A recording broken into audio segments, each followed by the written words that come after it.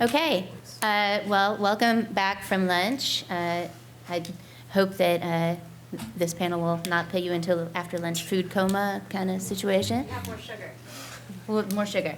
Actually, I'm very excited about this panel and my panelists. I'm not going to waste time telling you anything about them because we want to spend our time talking, but this is an excellent panel, very well suited to cover what we're talking about today, which is current and proposed regulations about standard essential patents from pretty much all around the world.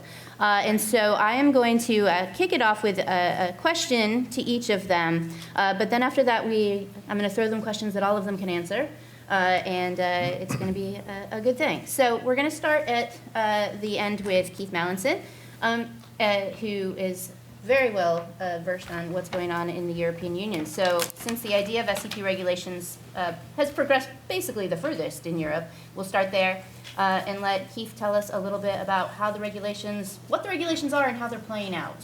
Okay, thank you very much. Thank for SIP Squared for inviting me to do this. It's a delight to be here. In case you don't know me, just a quick word. I'm not a lawyer. But I'm a bit of an economist. I'm an industry expert. I do quite a lot of work in the cellular industry, much of which has nothing to do with intellectual property, but I took a particular interest in SEPs about 15 years ago. And I'm sitting in Europe, so I do take a particular interest in that.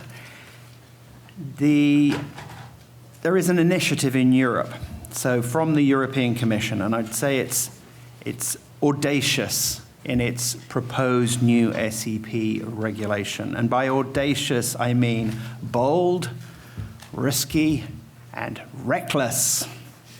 So its proposals will be counterproductive to the Commission's very new industrial policy to slash red tape, promote innovation, and improve global competitiveness. So what the Commission has got kind of in train, so to speak, on the SEP regulation front, I think is going to be rather destructive to that kind of new direction. So what they did is they published some draft regulation and together with it an impact assessment report back in April 2023.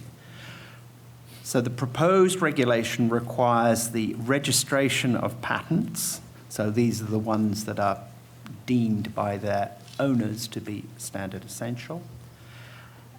These then have to be subject to essentiality checking. Maybe some of them, maybe all of them. It's not entirely clear or to be kind of determined.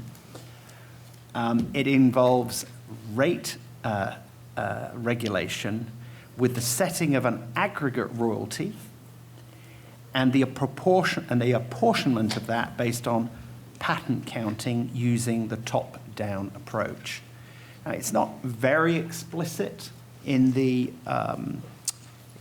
regulation that they're going to do this top-down method, but I think the clues are there, and it seems to be very much the direction of travel of what they're trying to do when they set these rates. The rate setting is actually non-binding. It introduces a 9-month delay, for example, before SEP owners can pursue litigation for infringement and unwillingness to pay FRAND royalties. So they're kind of limited in, if you like, in their access to the courts during that period. So non-binding, but I think whatever these rates are determined, they're going to have a lot of kind of sway and influence, for example, on the courts and others. So it's not insignificant what they're doing, far from it, quite the reverse. The proposed regulation is still actually in the legislative works.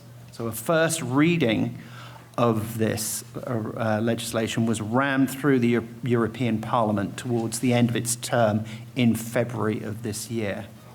But it's still subject to amendment before adoption or possible outright rejection. So they haven't even gotten to what they call the trilogue stage yet, which is a kind of negotiation between the Commission, the Parliament, and the Council before they decide which amendments they're going to accept or reject and such like, and maybe not even proceeding at all. So why have we got this legislation anyway in the first place? I think we heard, from Kathy Vidal earlier that the guidance, the policy guidance in the United States was withdrawn. So there's a view there that it wasn't necessary to inject further regulation into this area. The European Commission, in its wisdom, feels otherwise, that there's need to do something. And its ostensible purpose is to increase transparency and predictability in SEP licensing. So this is for implementers, particularly including small and medium-sized enterprise, so-called SMEs in Europe. So these are a treasured breed, and there's a lot of things that are pursued supposedly in the interests of SMEs, although cynically, I think there's a lot of evidence that actually those that are advocating purportedly in favor of SMEs are actually doing it for their own interests.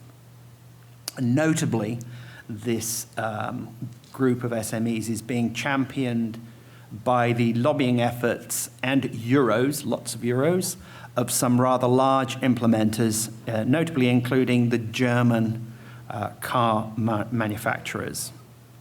So again, Kathy Vidal said over lunch that, the auto manufacturers love this new regulation and then others don't. Well, this SEP licensing, the SEP licensing model that has been pursued and been very successful, for example, in mobile phones and smartphones, where the licensing is generally or almost invariably at the device level, is in major conflict to the way the use of patented intellectual property has been licensed, indemnified, and monetized or not in the automotive industry. So notably, the OEMs, the car manufacturers, expect components and sub-assemblies and such like to be supplied to them fully indemnified. So dare I say, their stance maybe they see, what's occurred in the cellular industry as a sort of upstart approach. It's completely reverse to what they're accustomed to. So that's why we have this kind of clash here. But the proposed regulation really, in my opinion, puts the cart before the horse. The Commission is seeking to enact regulation before figuring out what actually needs to be regulated, rather than trying to fix any proven harm. And notably, the Commission's own impact assessment that it did when it launched this proposed legislation, it found no harm. But the proposed regulation is seeking to deal with prospective, quote, severe distortion of internal market due to inefficiencies in licensing, close quote. And the Commission has issued a tender actually to outsource the task of devising a blanket test to identify which standards and which applications, for example, in IoT, the Internet of Things, should be subject to this new regulation. So there's going to be a bunch of experts that are going to be appointed, and in their wisdom, they're going to figure all this out. But this will all be very burdensome to SEP developers who seek to obtain a return on investment as licensors, including European leaders Ericsson and Nokia, for example. The proposed regulation is in conflict with the new Commission's mission to spur innovation and European competitiveness by reducing over-regulation red tape, as indicated in the European Commission President's mission letters to the new commissioners designate. And that has relied on, there's this Mario Draghi, who's a very famous in Europe, so as a former head of the European Central Bank. He was the guy that saved the euro by saying he would do whatever is necessary to make sure it was, its value was preserved. So he's quite a weighty figure, and he's published this study, and leading politicians, including Emmanuel Macron and have also been proposing a reform with reduction of bureaucracy and such like to spur the European technology innovation and competitiveness. So it's unclear whether this regulation will proceed, but if it does in anything like the form that it's been presented so far, I believe it's going to be very harmful to the European ecosystem. And probably every other ecosystem, but. Yes, I think it will have some knock-on effects. I mean, it's in some ways it's sort of European focused, but the ramifications are clearly global. Excellent. Well, thank you, Keith, for giving us that perspective. We're going to move to David. Feel free to chime in on Keith's thoughts on the EU, but also then can you tell us about what's been proposed in the United States or anyway, you get the United States. And elsewhere. And yeah. elsewhere. Well, thank you, Kristen. Great to be here. Great to be at another excellent event of SIP Squared and George Mason University. This is always a highlight. I'll pick up where Keith left off. So there's an element of the European proposal that feels like melodrama because the main protagonist behind it, a French politician, Thierry Breton, suddenly, just at the end of the summer, right, abruptly resigned. It's one of those I want to spend more time with my family kind of things. And this guy has been the driver of this craziness that Keith has explained, this proposal. So this thing is now kind of orphaned. Not that there aren't other people who'd like to see it happen, but the departure of Breton casts serious doubt on the sponsorship of the proposal. Add to that the fact, and Keith, I'm sure you're much closer to European politics. I want to come back to the substance, but just starting with the politics. As I understand it, is it Poland or the Czech Republic? But the country that next has the presidency is not really interested in this. And the country that has the presidency after that, it might be Sweden or something like that, is also had prominent politicians. You're talking, countries where there are significant SEP holders, also, is kind of trying to distance himself. Indeed, yeah. There are certainly across Europe there are nations and two or three individuals that are certainly not aligned with this new policy. Yeah. So as we Americans say, this thing's kind of on a banana peel now, right? So, so just a moment on the substance, though. And as Keith mentioned, it's kind of European, but it's not really European. In fact, it's global. And this is why a number of former government officials, myself included, got together, and American government officials, and were very reluctant to, insert American views into European policymaking, just as the Europeans are rightly reluctant to do that in the U.S. But we felt compelled to say something because of the point that Keith just made. It might purport to be European, but it is global. It is going to hurt American interests, and it's going to hurt interests of all innovators everywhere. So we put together this letter, and it basically says, look, some of the points Keith made, your report that this is supposedly based on, it says there's no problem, and it's your report. What are you doing? You have no facts to support this thing. That's number one. Then number two, how do you expect the EU IPO, and for those who aren't familiar, there's a bit of misdescription that occurs, because the EU IPO is actually a trademark granting authority. It's Europe's trademark granting authority based in Alicante, Spain. It's not an IP office writ large, it's a trademark granting authority. So we're going to engraft on a trademark granting authority a deep patent expertise to assess one of the most complicated issues of patents, that is essentiality according to a 1,000+ page, many thousand page standard.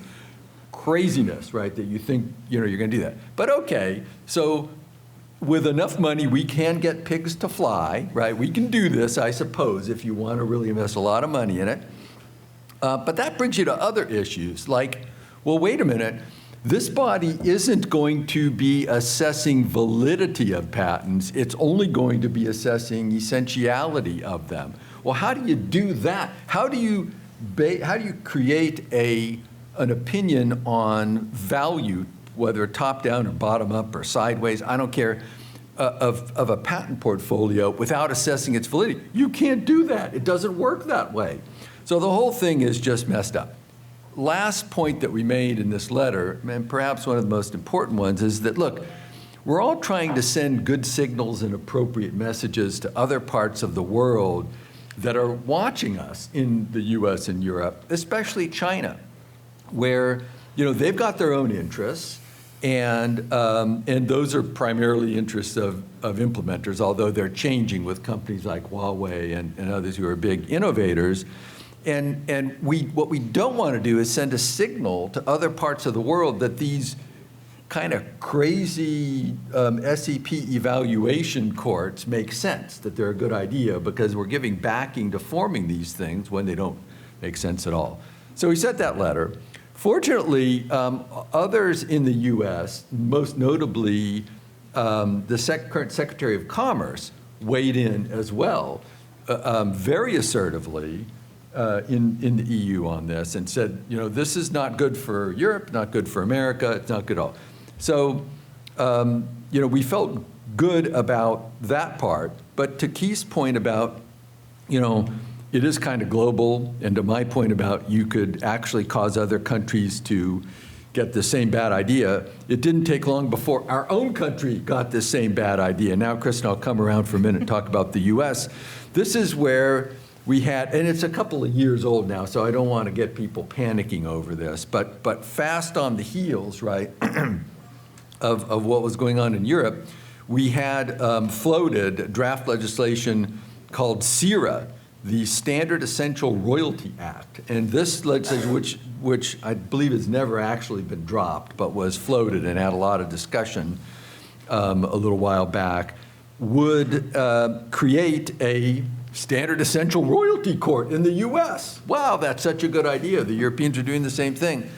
That would have, jurisdiction. There would have been injunctions against foreign courts that tried, like cross-injunction kind of things that are also crazy and not good policy.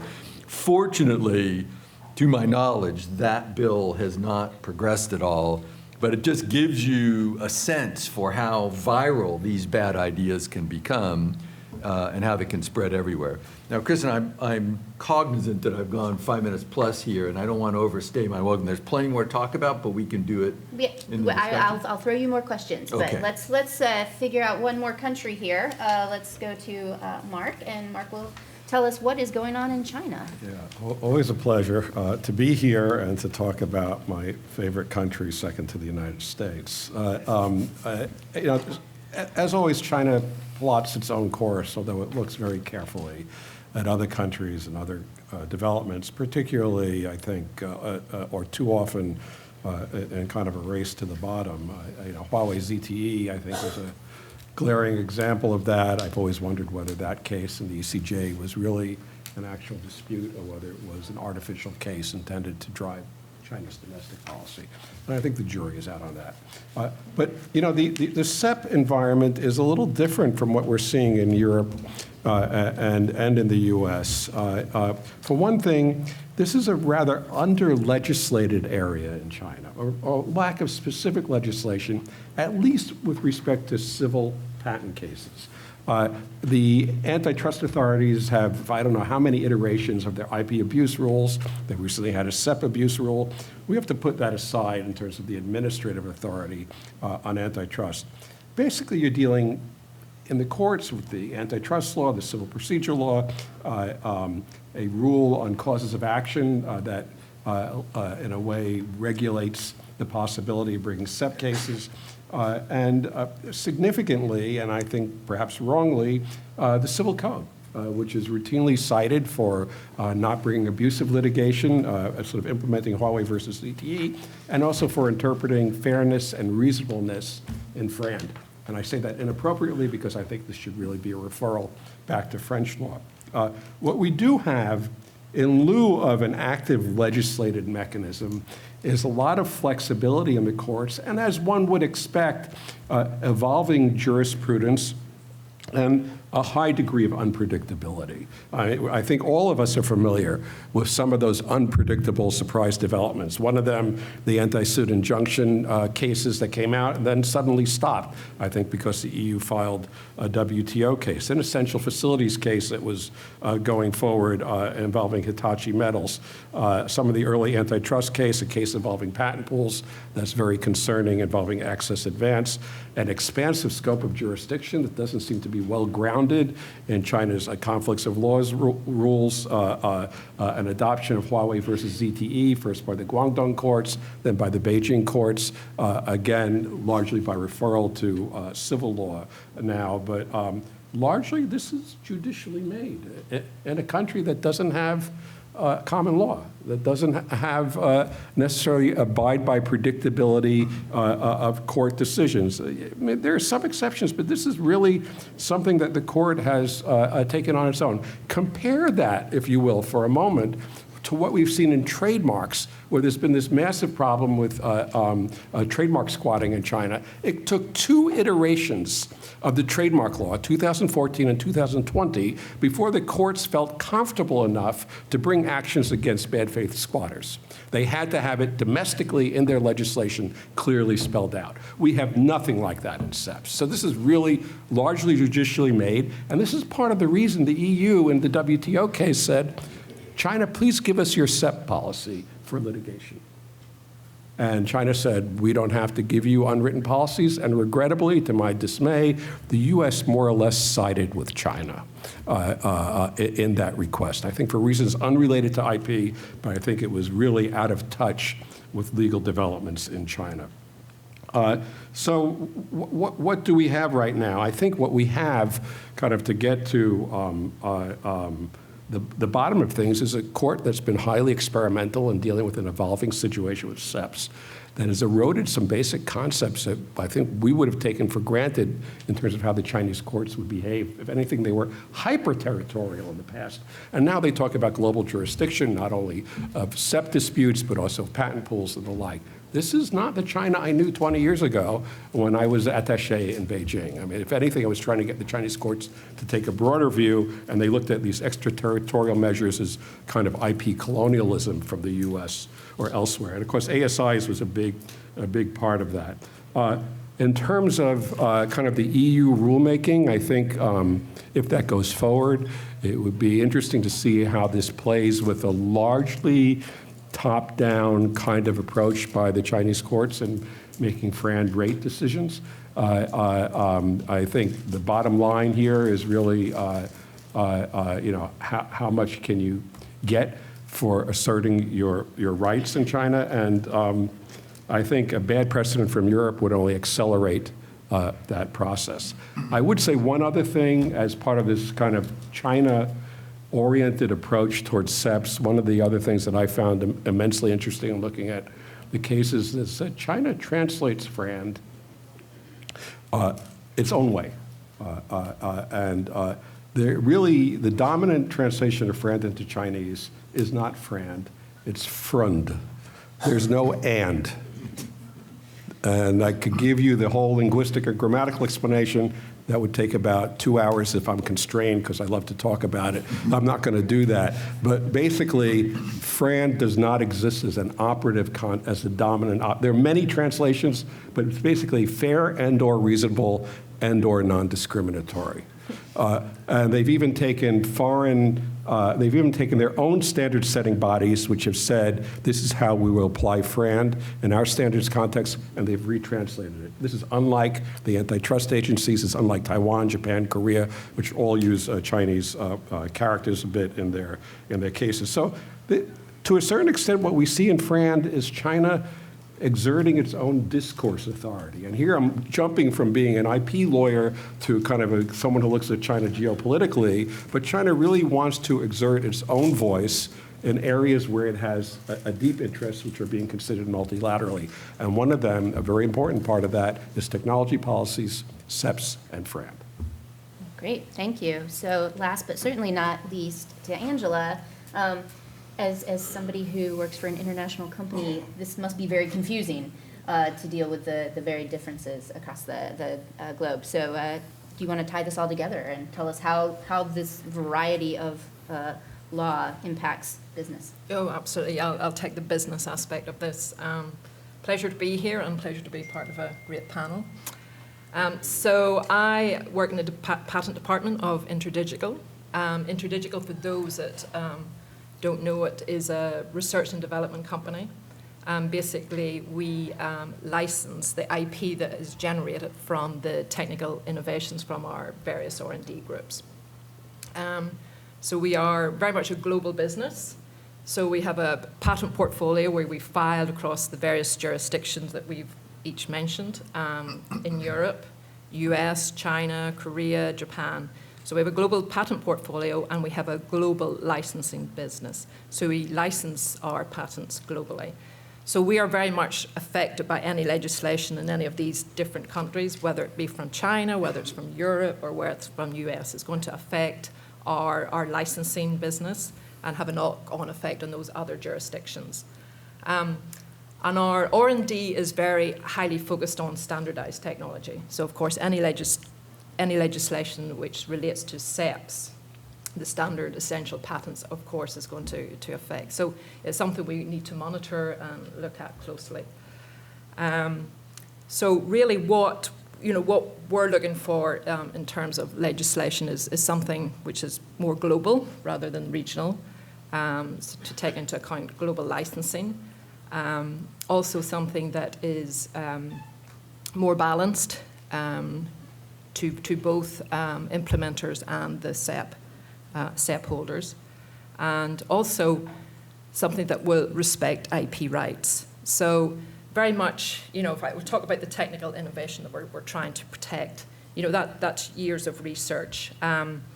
So InterDigital, you'll not see the name on a smartphone, but the technology is the technology they have developed in standardization is the fundamental underlying technology in those phones that allows you to connect to the network, whether you're here in the US or you get off the plane in Paris. That standardized technology is allowing you to connect to the network. It provides high levels of connectivity. And it's not just smartphones, it's now coming to connected vehicles who are benefiting from the cellular standardized technology. So it's very far-reaching. If I just talk about InterDigital itself, in the past decade, our technology has been licensed in 7 billion devices worldwide. So that's a sort of global impact. So, and as I say, it's a long period, research to get there. Like 5G started maybe 10 years ago. And our engineers now, as part of this standardization technology, now they have to take part in they contribute to standards. Now there are standardization meetings that they provide technical contributions to. Though those entail a lot of work, there are a lot of preparations for those meetings. And this is where really they're preparing what they would like their contribution to the particular standard is. That then has to be translated into a patent. And this is very intense work at the time of these standardization meetings where they're working on these technical contributions. At the same time, now I'm a patent attorney. I head up the internal prosecution team at InterDigital. So we have to work very intensely at that period of time to try and get these innovations on paper and filed before they're publicly disclosed, these standardizations. So they're collaborating with their peers and their competitors. So sometimes we get 5 days to draft a patent application from an invention disclosure, which is maybe 50 pages long. So there's a lot of work involved for us to get over to the actual point where we can license this asset. Obviously, when we file, and we need to get that on file so that, the earliest filing date as possible so that we have less prior art that would be, the patent application would be subject to an examination. And then, of course, we want to protect it globally. So then we have to extend that protection. That's costs. And then we have to start prosecuting in the various jurisdictions. This is a very competitive industry. As you say, all these players are coming to the standardization meeting with their own contributions, all very similar. So prosecution then can be quite difficult because you have to maneuver around the various prior arts which has come from these technical standard meetings, previous ones. Even your own previous contributions will be cited against you. So you're going through this difficult period of prosecution. At the same time, you're monitoring the standard. So you're trying to focus your claims on the standard and get around the prior art. So that's a lot of cost and effort. And from the first, maybe the first patent of that global portfolio for that innovation will maybe take 5 years. So you think of the cost and the time that it takes to get there. Now, even once it's granted, we're not there yet. We can be attacked by third parties to invalidate the patent. So what worries us then is legislations like this are going to, because once we get it granted, that's when we can start to license it.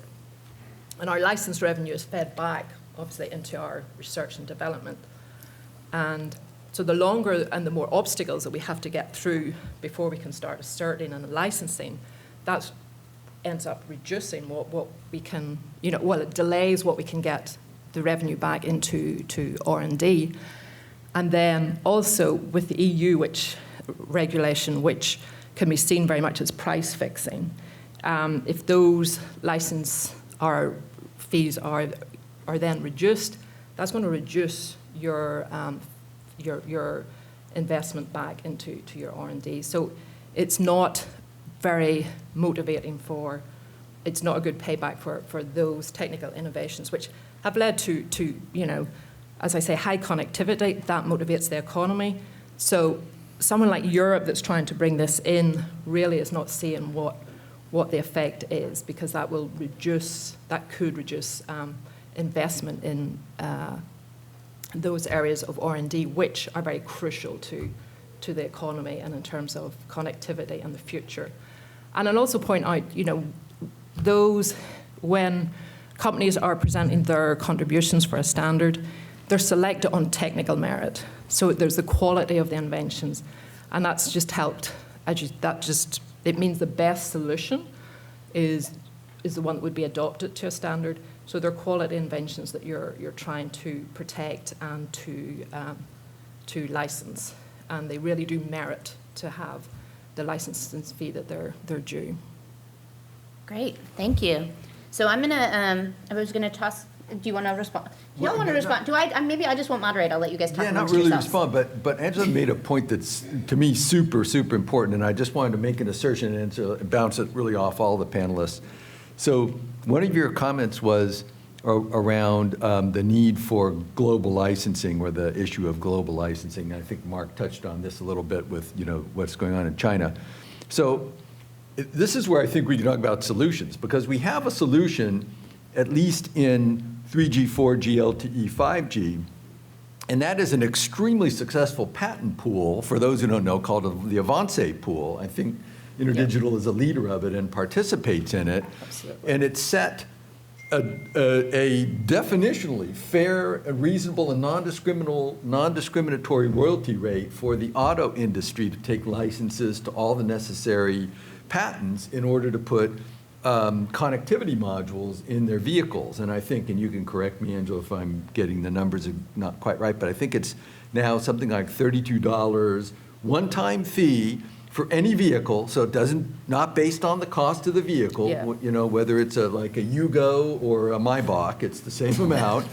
But think about this, $32 for billions of dollars of R&D, a one-time charge. That's less than you spend to wash your car once, and you've got all the technology for self-driving and everything else. I recently bought a new vehicle, and I learned that I have to pay around $10 a month for the life of the vehicle to have access to. I'm not paying that to you guys. I'm paying that to the automaker, right? Which is making a tremendous benefit, ongoing thousands of dollars, and they pay once $32 for access to your technology. So I'll stop there, but I have to say, I just think we know how to deal, if we do it right, like Avance's done it, we know how to deal with global royalty rate setting. Yeah. And we have historically private ordering solutions, as the economists would call it, with the video codecs, for example, extensively licensed. For example, the ABC H.264 pool has got thousands of licensees and such like. Can I just, we were talking about different nations or different geographies. I'd like to maybe take the opportunity to talk about another one. It's actually a European country, just doesn't happen to be in the European Union. And happens to be where I come from, so maybe I can say a little bit about it, because it is actually quite significant in this game. And as David was saying, you know, we actually are looking for global solutions. What the European Union's trying to do is this aggregate rate that they're apportioning is actually a global figure. It's just that the patents they're looking at are European patents. So I think there's a bit of a kind of disconnect between those two things. But in the UK, interestingly, what they have done is that they've taken actually a rather hands-off approach at the policy level. So like the US and the EU, it had consultations, but instead of regulating or deciding to regulate, it's actually decided to increase transparency by providing information and education. So, for example, it's set up what it's called this SEP resource hub. So they're going down that route rather than trying to intervene. The other really notable thing about the UK is that actually it's become even though it's actually a very small market in terms of the global share of iPhones sold there or smartphones in general, it has actually become an important venue for litigation where there are FRAND rate disputes. And so, for example, one case, which is Unwired Planet versus Huawei, it actually went right to the Supreme Court through appeal to a Supreme Court. So that's a very significant FRAND determination. And interestingly, in that, they stuck with the tried and tested approach of valuing patents. You look at a bunch of patents, you check for the validity, you look for infringement, you look at essentiality, and if you've got a bunch of them that are of that nature, then you look at comparable licenses to try and figure out where the value is. And what they did in that case, and they've looked at somewhat in others, and they have used this top-down method, this approach, in a certain kind of way as a cross-check, but in a fundamentally different way to which it has been applied elsewhere, including in China, as I understand it. Instead, so top-down, the notion is you dream up an aggregate rate and apportion it. And that makes sense. That's why it's called top-down. But actually, in Unwired Planet and elsewhere, in fact, the judge, Justice Burst, explicitly did not want to set an aggregate. He was very concerned to be trying to do that. And he actually used the formula for top-down, bottom-up. He used it the other way round to infer an aggregate rate, and he just did that as a cross-check. Really important difference. I think the term top-down approach is actually a misnomer when it's used like that. The problem is bottom-up valuation method had already been used by another technique. So it was sort of claimed for that. And so I think there's a lot of misunderstanding about how that top-down apportionment approach is used. So it is generally shunned there. And the reasons have been touched on. No indication, no consideration of validity, no consideration of the relative values of different patents. And so I think I'll leave it there on, I just wanted to make sure that we considered that additional geography, because there may be other places as well. I don't know whether anyone else has got some other nations or places that they might want to. I certainly didn't mean to leave out your home country, so I apologize for that. David, you.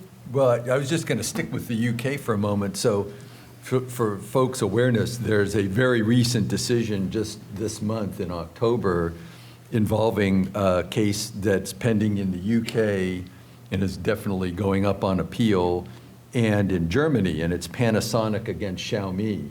And in that case, Panasonic, of course, sued Xiaomi for patent infringement at the same time that it's discussing a reasonable royalty rate and had some favorable action in the UK court, as I understand it. It was seeking an injunction in the German court. And the UK court's recent decision just from this month was finding Panasonic to be an unwilling licensor because they were seeking an injunction in Germany while talking about setting a FRAND rate in the UK. And the court felt like, look, this is kind of bad faith. You should be putting some kind of interim solution in place or a declaration that you're willing to license in Germany on fair and reasonable royalty rates at the same time you're having this discussion in the UK. So just like the latest development that shows how complicated these things can be and the evolving requirements on companies, licensors and licensees to take reasonable positions and consistent ones. Right. Mark, yeah, go ahead. I just want to add one thing, which when I first got involved in some of these SEP discussions several years ago, and China was debating whether to have anti-suit injunctions, I go back to my response, listening to all these complexities. I said, why do you need to gamble with all this additional friction from other jurisdictions? You don't have to go near it. You have the fastest court system in the world. You will have exhausted appeals within 1 year. I remember in Huawei versus Samsung, Judge Orrick recognized that. I'll issue an anti-suit injunction, but your court case is already going to be over in China by the time I make that decision. So there was absolutely a possibility of not being such a high-profile destination, if you will, or mitigating some of the friction that naturally arose out of anti-suit injunctions and global jurisdiction and taking jurisdiction over patent pools and the like, but they declined to do that. And I think that is really significant. They decided, and the only other example they had in their own history was to issue anti-suit injunctions. Originally, they only had them in maritime cases. They've kind of stopped doing that, but they really had no legal background for that. In fact, the legal measure in the civil procedure law for granting anti-suit injunctions is a provision on preliminary injunctions, which it is not. In many ways, it's not, including the way that the fines are assessed. So to me, this was another indication of China trying to, or the courts trying to bootstrap themselves to exert greater influence. They already had a lot of influence. If they were the first court to make a decision in a major jurisdiction with a lot of the patent holdings, that was a lot of influence by definition.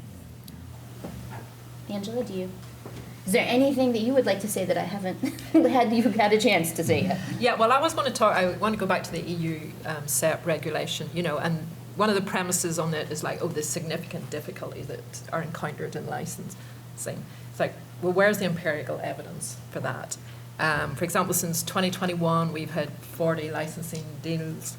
Only 2 of those have gone to litigation, and those were players that we've been trying to license with for a long time, Chinese players. And also, there's another mechanism which works very well and works on a global scale, which is binding global arbitration. And that is, it's global, which is what we want for global licensing.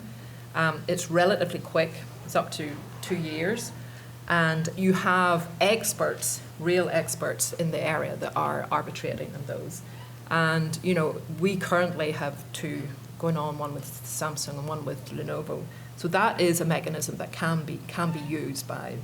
Would you be happy for that requirement for binding arbitration to be written into, for example, Etsy's IPR policy? As the route that you had to go? Yes. So if in other words, if you want to be part of the sort of 3GPP standards development, then that is part of what you have to sign up to. Because I know some other major licensors don't like the idea of that. To be tied. To be tied, yeah, To that. as a matter of kind of fun. I mean, I opting think in is one it- thing at some yeah. later point, but the question, that's why I'm kind of backing off to make sure, No, sure you no. consider As an carefully what you option, say. Do you I'd have think? to speak to my litigation team on that. Yeah. So just, could I add to that? So I was part of a small private roundtable held at Bretton Woods, the same place where the International Monetary Fund was set up a while back. And we had implementers and innovators, and this exact issue was discussed.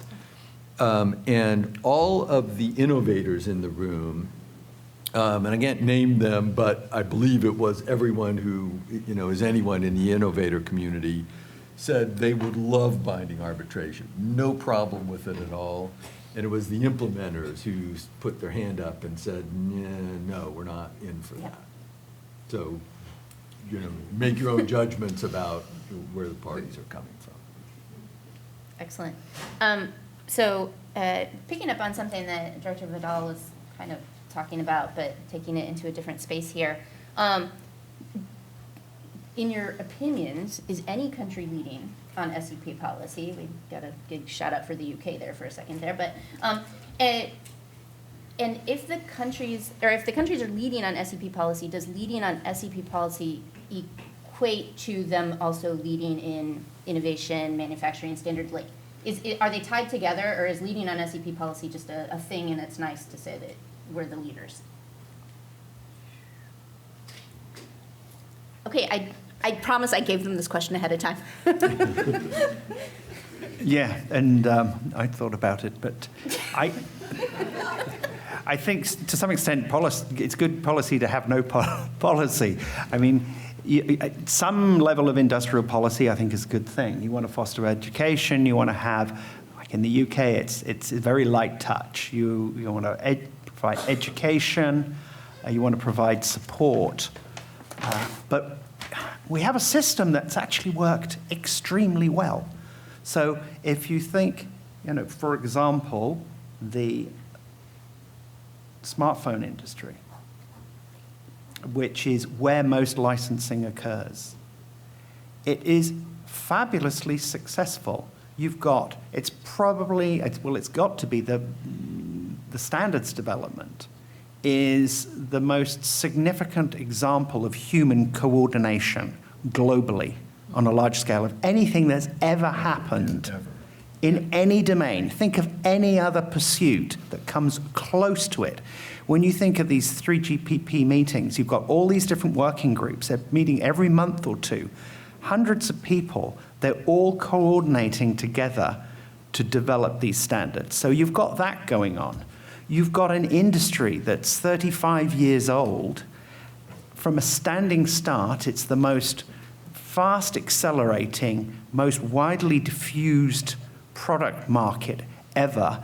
I mean, most people in the world have, adult age or even kids have mobile devices. A lot of people don't have running water or electricity.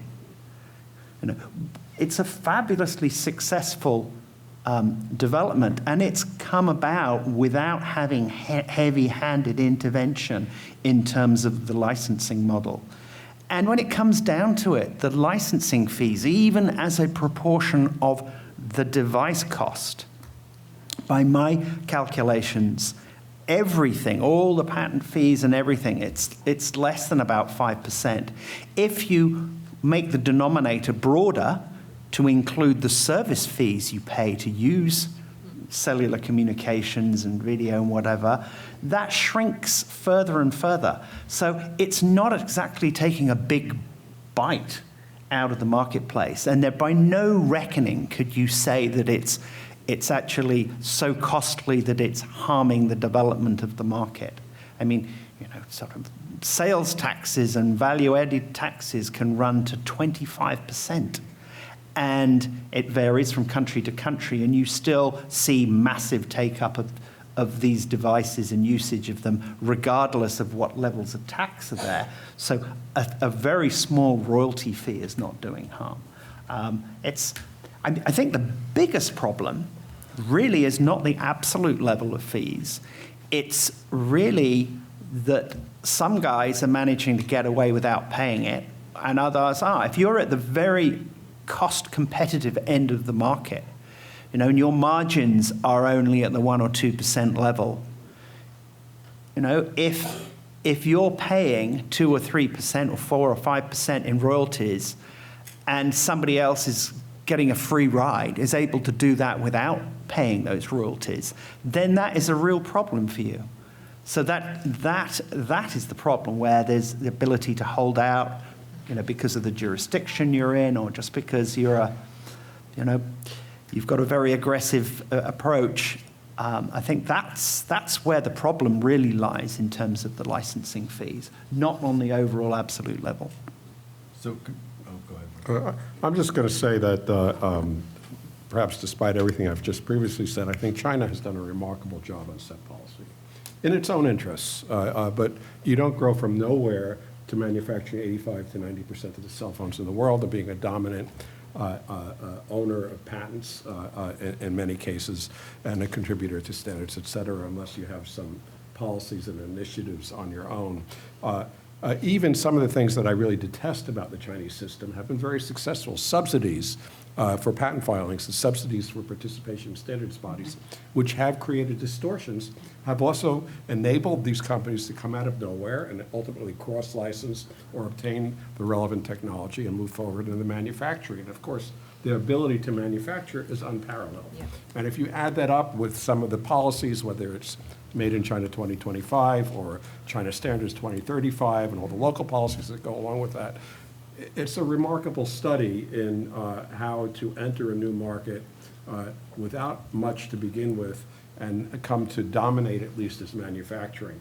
I think that's a little scary for many of us because we see that as perhaps devaluing technology, not necessarily devaluing IP, it's devaluing the commercial value of the technology because they're really leveraging that. And how much this will have to migrate at such a time as China actually is, it depends more on licensing revenue than it does today. We've already started to see some of that migration with Huawei, having plans about its own ability to out-license, and Oppo and others engaged in cross-license agreements. As that becomes more of an important factor, will China reappraise the low valuations it attaches to IP? I suspect it will, and it's already starting to do that. So, Kristen, so coming back to your question again, and so I take Mark's point that China has done well.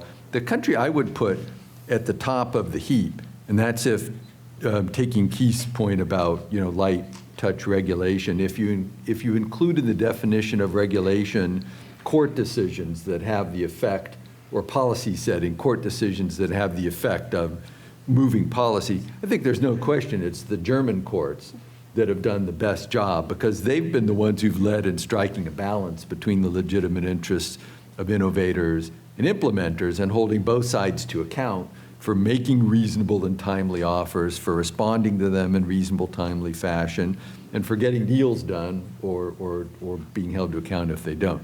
So I'd put Germany at the top of the heap. I frankly would not put the U.S. anywhere near the top of the heap. I don't think we've been terrible per se. But yeah, we've sort of been like the crab wandering from side to side, right? And then to the other part of your question, sort of does it matter, or is SEP policy connected to innovation? I think it clearly is across the board. This is kind of Mark's point that the Chinese are implementing SEP policy in their own best interest, but best interests evolve over time from implementer to innovator. We'll see how they do. I think Germany is clearly a leading innovative economy overall, and they have a big stake, as has been mentioned in the auto industry, but they have a stake in getting it right, not just in making it cheap or making it expensive, but finding a balance, and they've done that. Okay, David, can I ask for your comment on the following? So in the UK, as I said earlier, it's a small nation. So you get an injunction in the UK, and it's going to have modest impact in overall sales, but it's still, not unimportant, let's say. So the kind of trick for the global rate setting that's occurred in the UK is, they're concerned about, they don't want to interfere in foreign jurisdictions. I think the US is particularly sensitive to that issue. But the UK says, well, the whole principle here is everyone's trying to establish a global rate. We'll set a global rate, and you can have that. If you don't like that, you have the option of accepting an injunction. So that means you can do what you like elsewhere, but in the UK, you will not be able to sell your product. So that's the sort of deal that you get in the UK. Germany is interesting because you can get injunctions there, but they don't like setting rates. They don't set friend rates. So, I mean, it's I guess a bit like the ITC, right? You can get an exclusion order, but there's no actual rate setting. I think when they're deciding whether they're going to issue an injunction, I think they do actually consider, there's some consideration to what rates are being offered, but they don't actually go into the process of rate setting. So any comments on comparing and contrasting, for example, the UK with the German approach? Because you are holding out Germany as a good or efficient example. How, given that they don't set rates, how do you think that all pans out? 2 points. So I think the German approach benefits or implements the wisdom that the market, meaning the parties at play, are best positioned to set the right rates. What the German approach of issuing injunctions and holding parties to account does is it requires the parties to come together. And to be pointed about it for a moment, we all know that it's not the innovators that want to take forever because they're the ones not getting paid. It's the implementers who want to take forever. And the German courts have frankly smoked that out. And they've required the implementers to come to the table on the threat of otherwise being out of the market. And so the implementers do, and they wind up then in a reasonable place. It's topic for another panel, but this goes to the core of this entire conference, which is the importance of exclusive rights, right? And that's what the German courts understand. The other comment, I said 2 things. The other one is, and I agree with you that the UK approach has been misinterpreted, misunderstood. It applies within its own border, but it says, you're going to get, right, Keith, an injunction here if you don't set a global royalty rate. That was fundamentally the Unwired Planet case. But the UK courts, in the more recent Tesla decision, right, have significantly walked that back. Now, it's a pool case, but it's a pool case involving SEPs. And there, the UK court said, Tesla coming in as an implementer and telling the UK court, I want you to set a global royalty rate for me. The UK court said, whoa, we're out. We're not doing this anymore. You might need to go to the US, Tesla, like, isn't that where you're incorporated? And get a court there to help you, but we're not going to set a global royalty rate for an entire pool when most of the pool participants, in fact, none of them, are in front of us, right? So we don't have jurisdiction over there. We are the wrong venue for this. So we're seeing the UK courts now with the blowback from the original Unwired Planet case, which I didn't have a problem with it because of the reasons that you give, Keith. But we're seeing the UK courts now walking that back, and that is the experience of Tesla and Avanza. So we are going to, in a moment, go to questions, so feel free to line up at the microphones. But with my last minute that I have, I'm going to let Angela have the last word. You don't have to answer the question of what jurisdiction is leading, but say whatever you would like. Well, unfortunately, it seems to be Europe, but not in the right direction. Okay, very good. But no, very much. I want to go back to what Keith was saying about, is this something that doesn't need fixed? We've got a very strong ecosystem, and we have competitors who are collaborating together to bring forward the best technical innovations for that, for example, in video compression or for connectivity. So shouldn't we just leave something that's working pretty well and where there are alternative solutions? Great. Any questions from the audience? Otherwise, I'm going to ask Mark to give his 2-hour lecture on Chinese France. Oh, good. See? Sorry, Mark. Nobody wants to. Another time. Hi, Chris Hannon from the USPTO. This is my personal capacity. I'm going to ask this question. as much as I would love to hear Mark's findings on the Chinese language. Nevertheless, I think one thing we heard, and I'm going to try to tie a couple of these themes together, is that the U.S. has advocated for industry-led solutions, and obviously patent pools have emerged as sort of the quintessential solution industry-led in this space. But a major problem with that is when you don't have every patent owner involved in that pool. So notably, Avanci was mentioned. We know that there's not a lot of Chinese licensors that are included in the Avanci pool. So my question is, what extent does the panel see the role of patent offices, let's say, intervening in industry-led solutions to sort of put pressure or solve those types of defects in the industry-led solution? Is there a role there? Is there not a role? I think it's a feature, not a bug. I mean, it is actually a requirement in antitrust terms that patent pools are not allowed to be monopolists. There has to be the alternative of negotiating bilaterally. And so that does occur. And I think that's actually, that's healthy. You're never going to get 100% participation. And I think the pools have actually done a good job. Avanci is a kind of pool. It calls itself a platform rather than a pool, but it's got a lot of the characteristics of a pool. There is another kind of joint licensing arrangement that's being advocated, which are these so-called LNGs, license negotiation groups, which are implementer-led. And I mean, we could talk a long time, you have whole panels on these. I think these are bad because I think they have a lot of characteristics of buyer's cartels. And there is actually, from the fundamental economics point of view, there's a massive difference between a patent pool that is a coordination principally among licensors who hold complements. So the idea of patent pools, every single patent SEP is supposed to be a complement. And actually allowing coordination actually may seem counterintuitive to some, but it actually reduces rates rather than elevates them. That economic principle does not apply on the buyer side, where you have competitors that collude to set the price. They will tend to drive it down to low levels, sub-frand levels.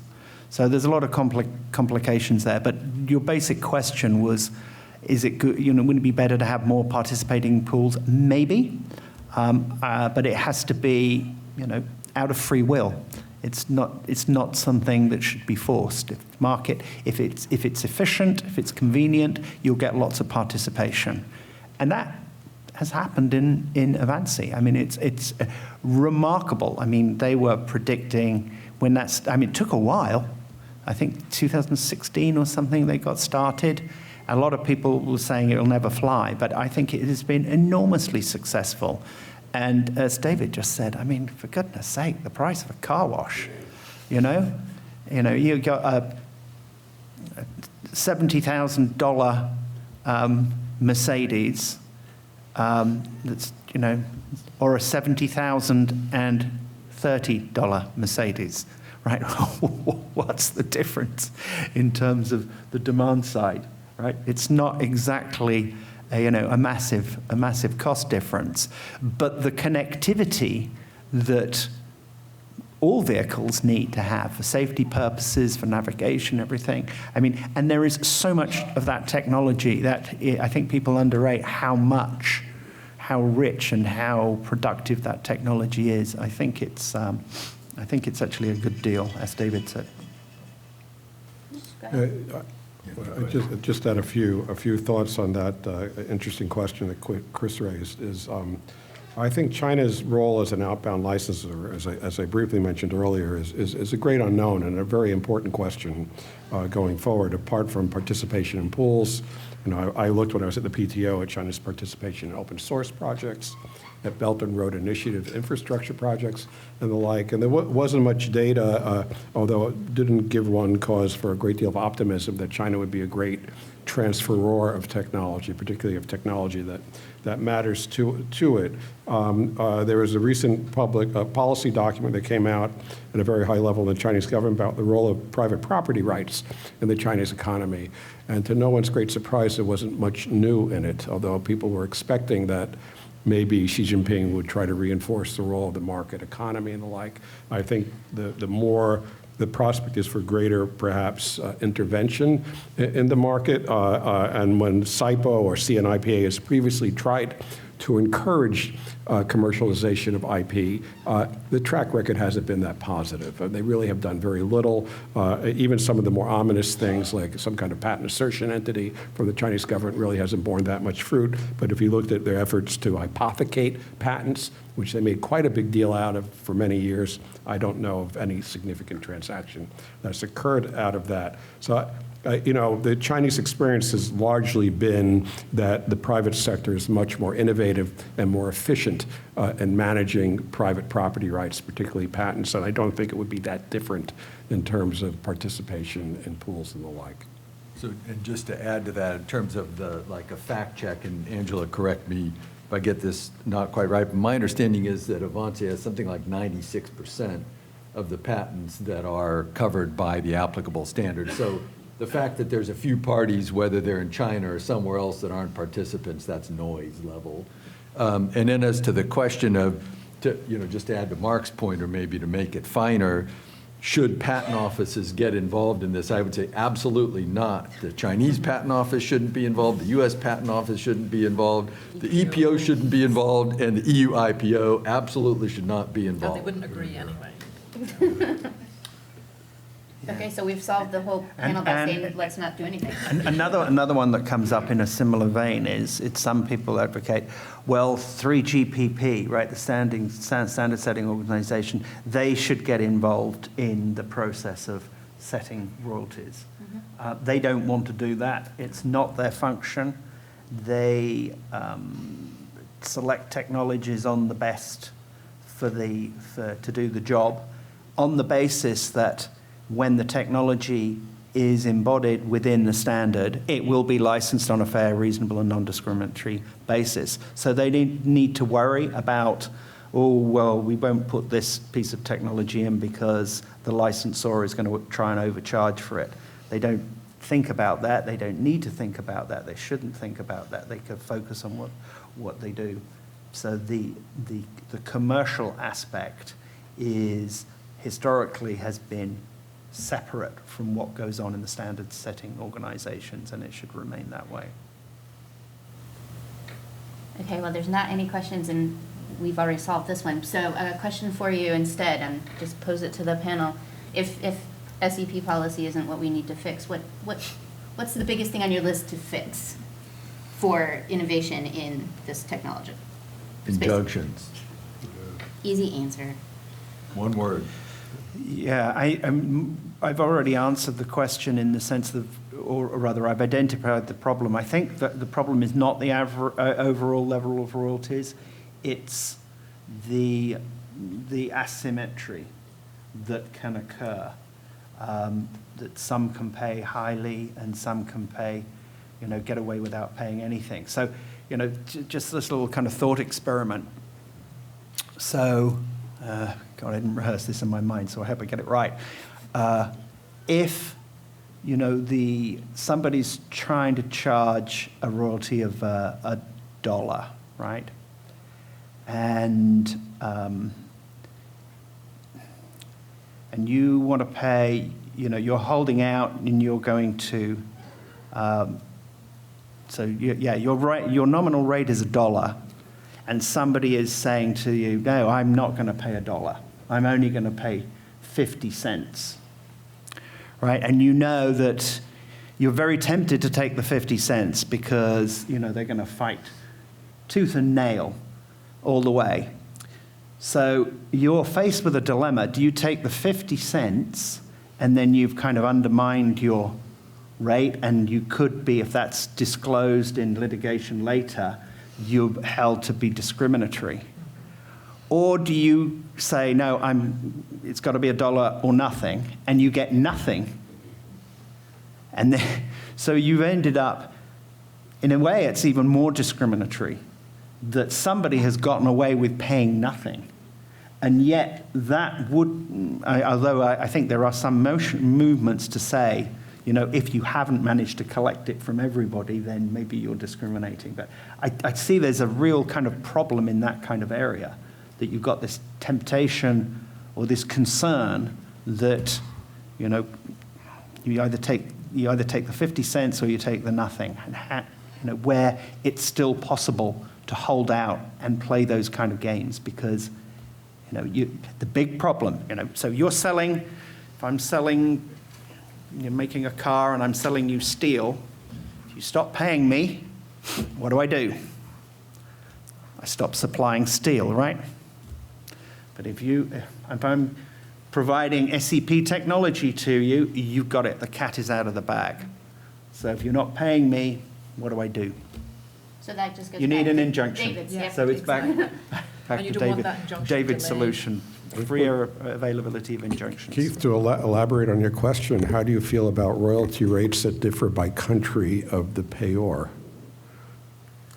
I mean, that seems to me like the most egregious form of discrimination. And frankly, I think it's a WTO violation. It violates national treatment. Yeah. But it's commonly done. Yeah. And it creates a legacy issue where you're always offering a lower price to that country because that's what is done. In the Then it past. gets even more complicated, because what is the price? Is that a dollar figure or is it a percentage? When the royalty base is different. So it gets enormously complicated. So the average selling price of a device in China is lower than it is in the United States, indeed it is, then is it appropriate that it should be the same? Would you regard it as egregiously discriminatory for it to be a different dollar figure? Or only if it's a different percentage figure? I think there are actually arguments to be made for a higher royalty rate if it's a more standards-dependent phone with fewer external features that are not governed by standards. Yeah. So if you're at a $100 5G cell phone, maybe it should be a 5% rate, but a $400 phone should be maybe a 2% rate. Yeah. It's hard for me to see how the fact that you're in an economy with a lower GDP or whatever necessitates a lower rate. It should be based on the phone and the nature of the sales. Yeah. I don't have an answer for you. I think one thing that I would say from looking at a variety of cases, I think the judges have to be careful not to be too dogmatic, because every situation is different. So in FRAND, one of the big issues that's come up of late has been the non-discriminatory prong. There used to be just a lot of focus on the FR part of it, but increasingly on the discriminatory bit. So InterDigital Lenovo in the UK is a good example where you've got, the two parties were putting comparables, what they proposed to be comparable licenses forward, and there was no overlap between them, right? So one party was one bunch of licensees, which were the big ones. They were paying lump sums up front, and when you do the calculation, it comes up to a relatively low royalty rate. And then you got these small guys who were effectively price takers who were paying pretty close to the rate card, but some of them were selling relatively small volumes, right? And so the judge, understandably, felt that there was some discrimination there. And he was saying, effectively, these big licensors were getting volume discounts of up to 80%. So he was taking the view that that is very discriminatory. And I was reflecting then to a different kind of licensing. So the pools, for example, the AVC H.264 video codec pool, which I'd regarded as a successful pool, good guy, relatively low rate, widespread adoption and whatever. But it has an annual royalty cap. So the big licensors, I could take a Samsung or whatever, So they put their patents into it, but and they're licensors, and they're gleaning some money from implementers that have no IP. But, of course, they're major licensees as well. So they're concerned about what their outpayments are. So they're very eager to have that cap. Well, when you hit the cap, what is the effective discount rate for your marginal sale? 100%. So, wow, that is incredibly discriminatory under that model. So I put it to somebody who ran a pool to say, I thought you were the good guys, and now it looks like on the basis of InterDigital Lenovo, you're highly discriminatory. What do you think? How about that? I said, well, if we didn't have the caps, we would never have gotten those big licensors in the pool in the first place. And the crucial thing for a pool is you need the critical mass. You need those big licensors to go in. So you've got to be careful what you wish for and what, and as I say, you've got to be careful not to be too dogmatic about things. I mean, at the end of the day, we want something that's efficient, effective, and makes the market develop. And the answer may vary from case to case. So. Okay, with that, we have to stop. Please give a round of applause for these excellent panelists.